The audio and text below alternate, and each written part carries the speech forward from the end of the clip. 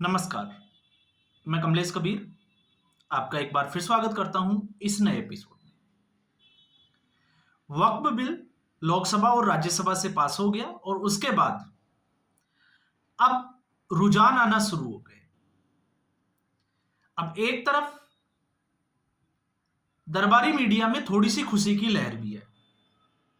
ठीक है, उनके हिसाब से सब कुछ सही नहीं चल रहा, लेकिन फिर भी बिहार में जिस तरीके से जेडीयू के एक के बाद एक 5 मुस्लिम नेता जेडीयू छोड़ गए, बगावत कर बैठे, तो उनमें इस बात की खुशी जरूर है।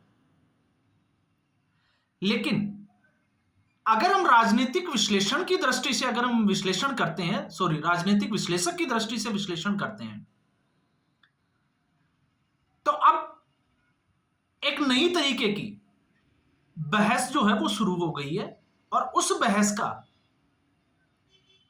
कारण है वक्फ बिल, जिसमें जेडीयू ने समर्थन किया। क्योंकि जब वोटिंग होनी थी उससे पहले तक नरेंद्र मोदी का घमंड तोड़ने चले थे, बैसाखी की सरकार थी और राहुल गांधी का आप स्पीच उठा के देख लीजिए। ऐसा कोई भी बिल जो उनको सही नहीं लगेगा वो उसको या तो बदलवा लेंगे या संसद में पास ही नहीं करने देंगे।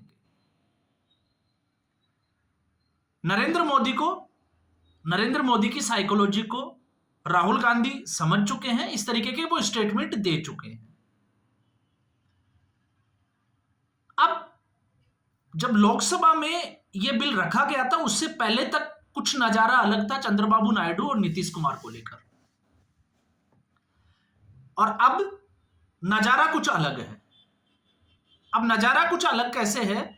अब जो है वो भारतीय जनता पार्टी के ऊपर निशाना साधा जा रहा है कि भारतीय जनता पार्टी चाहती है कि बिहार में नीतीश कुमार कमजोर हो। अब इसको लेकर मुझे लगता है कि ऐसे बुद्धिजीवियों को या वो राजनीतिक विश्लेषक जो बने हुए हैं उनके दिमाग में या उनकी बुद्धि में कोई कीड़ा लग गया है, ऐसा जो है वो साफ तौर से नजर आता है। आप सोच के देखिए, अमूमन राजनीति जो है वो हमेशा चुनाव जीतने के लिए लड़ी जाती है, गोटियां जो है वो चुनाव जीतने के लिए फेंकी जाती है। तो आप सोच के देखिए, नीतीश कुमार को कमजोर करके भारतीय जनता पार्टी अपने पैरों पर कुल्हाड़ी क्यों मारेगी? कहने को तो हम कह सकते हैं कि नीतीश कुमार को कमजोर कर रही है, लेकिन आप सोच के देखिए, वक्फ बिल की अगर हम बात करते हैं तो वक्फ बिल का असर जो है वो सिर्फ और सिर्फ एक ही समुदाय पे है, मुस्लिम समुदाय पे। अब अगर नीतीश कुमार से मुस्लिम समुदाय छिटक जाता है, दूर चला जाता है, नाराज हो जाता है, तो क्या वो भारतीय जनता पार्टी के साथ आ जाएगा? क्योंकि बिल तो भारतीय जनता पार्टी लेके आई है और समर्थन करने पर मुस्लिम नेता जो अभी छोड़ के जा रहे हैं, तो मुस्लिम कम्युनिटी, मुस्लिम मतदाता जो है वो भारतीय जनता पार्टी को या नीतीश कुमार को छोड़ेगा। तो फिर इससे तो इसका सीधा असर जो है या सीधा फायदा तेजस्वी यादव को पहुंचेगा, क्योंकि वो मुस्लिम आरजेडी और कांग्रेस के साथ चला जाएगा। तो इसलिए मैंने कहा है कि इनकी जो बुद्धि है, इनका जो लॉजिक है, उनको जंग लग गया है। इनको अब जो है वो घर बैठ जाना चाहिए। इस तरीके के लॉजिक की राजनीति में कोई जगह नहीं है। अब इसका असर ये हम कह सकते हैं कि इसका ये साइड इफेक्ट जो है वो होना ही था और वो होगा, और उसको भारतीय जनता पार्टी जो है वो भुना भी लेगी। अब कैसे भुनाएगी? तो एक मैं जो राजनीतिक विश्लेषक और दरबारी मीडिया इस तरीके की जो रिपोर्टिंग और विश्लेषण कर रहे हैं, उनके लिए मैंने ये जो है वो जवाब दिया है कि ऐसा जो है वो अगर वो कह रहे हैं तो उनकी बुद्धि के जंग लगी हुई है। दूसरा, भारतीय जनता पार्टी, आपको पता होगा अब तक जिस तरीके से मुस्लिम तुष्टीकरण की राजनीति कांग्रेस पार्टी इतने सालों से करते आई है, भारतीय जनता पार्टी ने उसी ट्रैक पे आकर अब हिंदू तुष्टीकरण की राजनीति शुरू कर दी है। और जब हम हिंदू तुष्टीकरण की राजनीति में भारतीय जनता पार्टी की पकड़ को समझते हैं, तो आप सोच के देखिए, धीरे धीरे भारतीय जनता पार्टी एक हिंदुत्व की जो विचारधारा वाली पार्टी या हिंदुत्व को आगे ले जाने वाली पार्टी तो बन गई, लेकिन अब तक जो बड़ी समस्या भारतीय जनता पार्टी को हिंदुत्व में मिली और हिंदुइज्म में मिली, वो ये थी कि हिंदू जो है वो बटा हुआ है जातियों के आधार पर। तो वक्फ बिल का फायदा क्या होगा? वक्फ बिल का फायदा यह होगा, आपने देखा होगा मुस्लिम कम्युनिटी इस वक्त दो धड़ों में बट गई। एक जो इस बिल के खिलाफ है, और दूसरे वो लोग जो इस बिल के समर्थन में आ गए हैं, जो गरीब तबके के थे या पसमानदा मुस्लिम कैटेगरी में जो लोग आते थे, चाहे फिर वो वोरा हो, आगा खानी मुसलमान हो। तो भारतीय जनता पार्टी ने मुसलमानों में ये जो बंटवारे की जो राजनीति का जो बीज जो हिंदुओं में डाला गया था, वो मुझे लगता है कि अब ये मुसलमानों की तरफ चला जाएगा। और मुस्लिम वोटर जो अब तक मुस्लिम तुष्टीकरण की वजह से कांग्रेस पार्टी या उसके सहयोगी के साथ खड़ा होता दिखाई देता था, अब उसमें से कुछ लोग जो है वो टूटकर, आपने देखा होगा इस वक्त मीडिया चैनल पे बहुत सारे मुस्लिम स्कॉलर और मौलवी, कुछ की समस्या को तो आप समझ सकते हो, लेकिन फिर भी बहुत सारे ऐसे लोग हैं जो भारतीय जनता पार्टी और मोदी जी के इस फैसले से खुश है।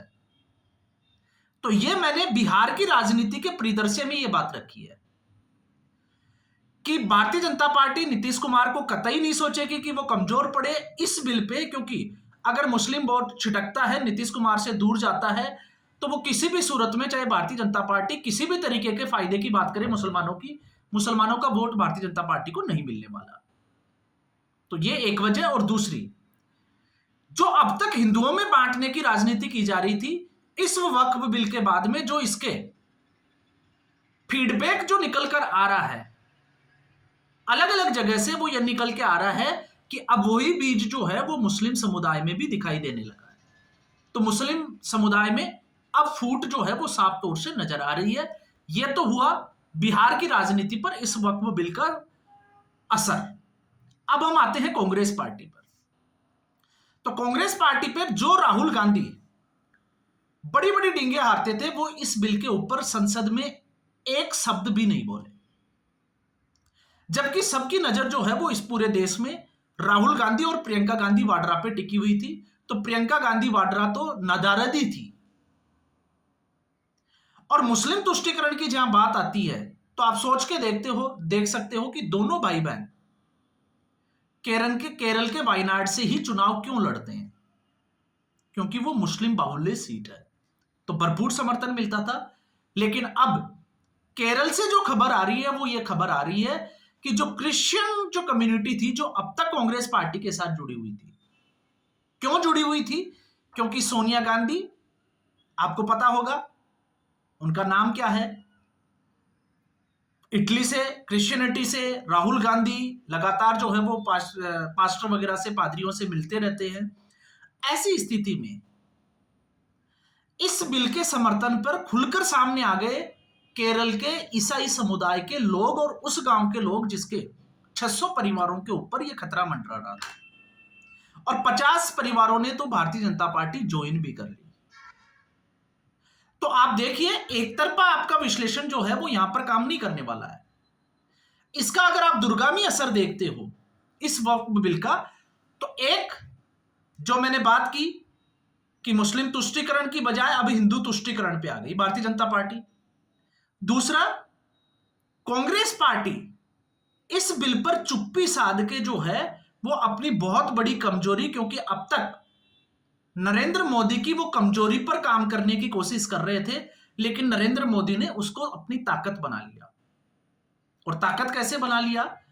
क्योंकि अब तक एक तरीके से अगर आप देखोगे तो एक नैरेटिव तैयार किया जा रहा था कि अभी तक नरेंद्र मोदी को गठबंधन की राजनीति का अनुभव नहीं है। तो 2024 के लोकसभा चुनाव में ऐसी स्थिति बनी संयोगवश कि भारतीय जनता पार्टी 240 पर आकर सिमट गई।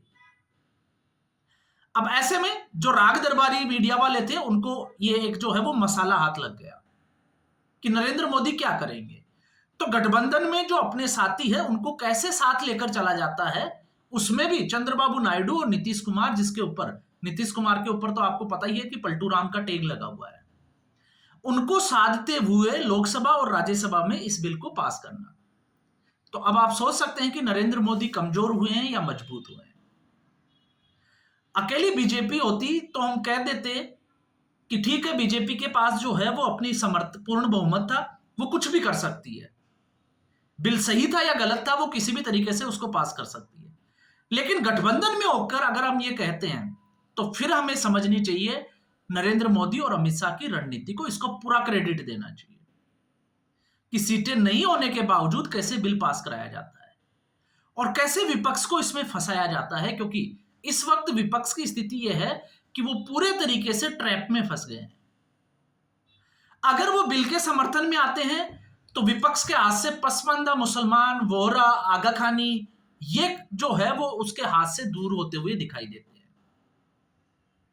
और अब तो आपको पता है खुलकर एक विशेष वर्ग, मुस्लिम विशेष वर्ग जो है वो सामने आ गया है कि अब तक उनके पिछड़े, या हम कहें कि पिछड़े होने का जो कारण था वो कांग्रेस पार्टी को, उसका जो है वो सारा दोष वो दे रहे हैं कि कांग्रेस पार्टी ने ये वक्फ बिल लाकर उनको आगे आने का मौका ही नहीं दिया। अगर इसके ये विपक्ष में जाते हैं, आपने दोनों बात करनी होगी, समर्थन में जाते हैं बिल के, तो इनका जो मुस्लिम तुष्टीकरण की राजनीति है वो खत्म हो जाती है, जो लोग इनके साथ खड़े थे। और अगर इसके विपक्ष में जाते हैं, खड़े होते हैं, तो फिर वो लोग छिटक जाते हैं जो इस तरीके के 70 साल से आरोप लगा रहे हैं। तो आप सोच के देखिए, आपको पता लगेगा कि राहुल गांधी और प्रियंका गांधी वाड्रा की इस चुप्पी का मौन जो साधा, उसका मतलब क्या था। उसका मतलब यही था कि इनको समझ ही नहीं आया कि इस बिल में ये किस तरफ जाए। हालांकि कांग्रेस पार्टी के एक नेता ने सुप्रीम कोर्ट का रास्ता तय करके ये जरूर दिखाने की कोशिश की कि कांग्रेस पार्टी अब खुलकर जो है वो मुस्लिम लीग बनने की कोशिश कर रही है, मुस्लिम तुष्टीकरण की राजनीति कर रही है। तो इसमें एक तरफ अगर कोई ये कहता है कि इसका नुकसान होगा नरेंद्र मोदी को, तो हम ये भी नहीं कह सकते, और इसका फायदा होगा ये भी नहीं कह सकते। लेकिन एक चीज जो तय नजर आ रही है, और उसका असर आप आने वाले चुनावों में भी देखोगे, कि जिस तरीके से हिंदुओं को बांटा गया था, नरेंद्र मोदी के इस एक डिसीजन ने, इस एक बिल ने जो है उसको पलट कर रख दिया। अब हिंदू जो है वो जुड़ने लगा है, और बंटने की जो राजनीति थी अब वो मुस्लिम समुदाय की तरफ जा रही है।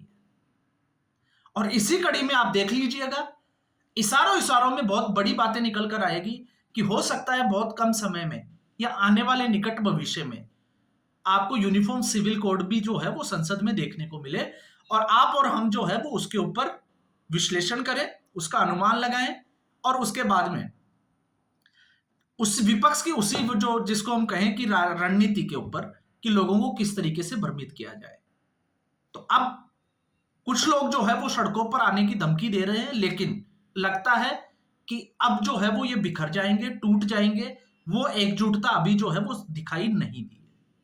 तो आज के एपिसोड में बस इतना ही। उम्मीद करूंगा ये वीडियो एपिसोड आपको पसंद आया होगा। वीडियो को लाइक करें, शेयर करें, चैनल जरूर सब्सक्राइब करें। धन्यवाद।